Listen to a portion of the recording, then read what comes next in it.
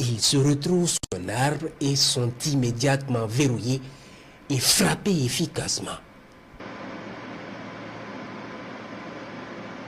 Ce 3 décembre toujours, pendant que les 7e et 18e BIR sont en manœuvre dans les Banwa contre les bases terroristes en coordination avec les combattants du ciel, les criminels prennent la fuite à l'arrivée des fosses vers le fleuve. Ils sont vus et suivis par les vecteurs et les hommes des BIR à leur trousse.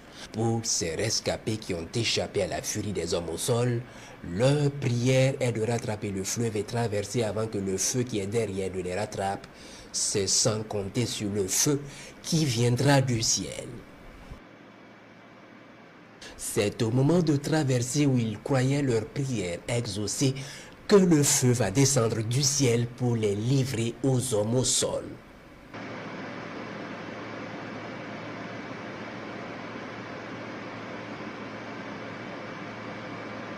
C'est sans issue.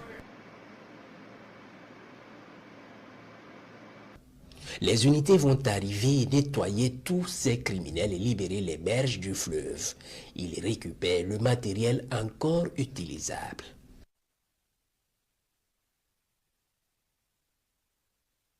Ce 4 décembre, dans la zone de Mani, les observations ont permis de détecter plusieurs criminels venus s'engouffrer dans un verger dense. Ils sont observés pendant un long moment. Le gros groupe est identifié alors puis frappé.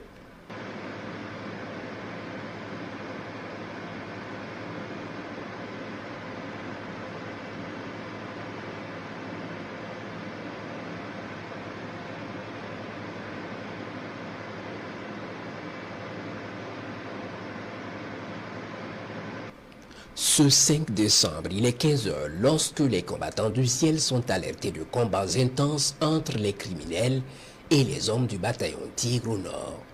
Très vite, les vecteurs arrivent dans la zone et trouvent les criminels en fuite vers l'est.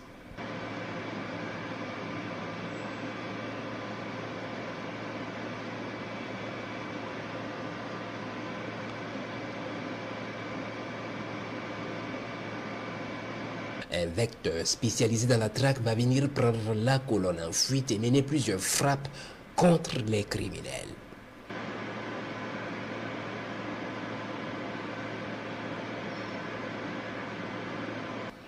Ce 6 décembre, les recherches à l'est dans la zone de Nasugu ont permis de repérer une rencontre des criminels sous un grand arbre. Ils sont observés minutieusement. Puis au moment venu, ils sont frappés efficacement.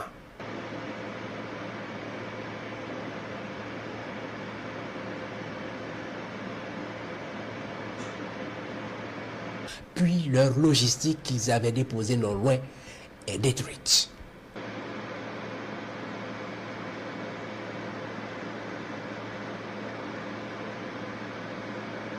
Ce 7 décembre, pendant que le convoi de Djibo progresse vers sa destination, les criminels au nord de Djibo décident de fuir le territoire. Les vecteurs aériens les suivent attentivement. Une colonne de pick-up s'empresse de retrouver la frontière après Nassumbu. Ils seront rattrapés. Sentant le danger, ils décident de se camoufler. Trop tard. Un missile va frapper le premier pick-up et le détruire.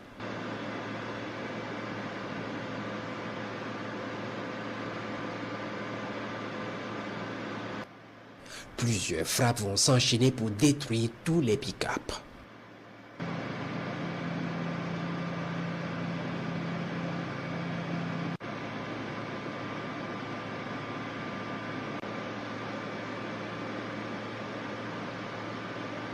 Ce 11 décembre, les mouvements logistiques de l'ennemi vont se poursuivre.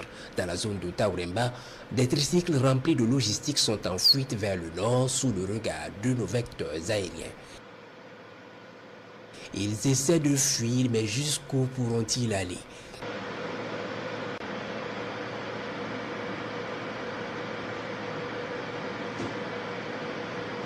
Sentant le danger, ils se camouflent rapidement mais seront frappés. et un autre sera détruit à la suite.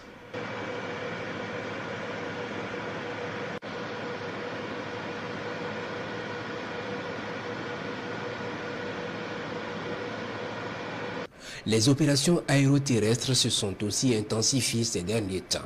Au centre-nord, une opération lancée par un commando des forces spéciales dans la zone de Taparco est suivie de près depuis quelques jours.